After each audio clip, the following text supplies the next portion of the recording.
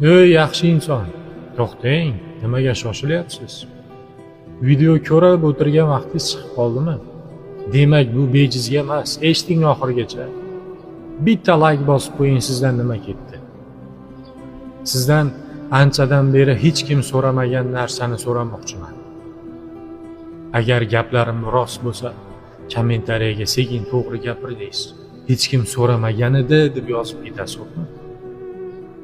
Ahvolingiz yaxshimi? Joningiz omonmi? Dunyo tashvishlari, hayot, oila tashvishlari, yelkangizdagi mas'uliyat sizni charchatib qo'ymayaptimi? Ha, joningiz omon bo'lsin. Mana shu darajada ham kuchli inson bo'lasizmi? Sabrli bo'ling, xo'pmi?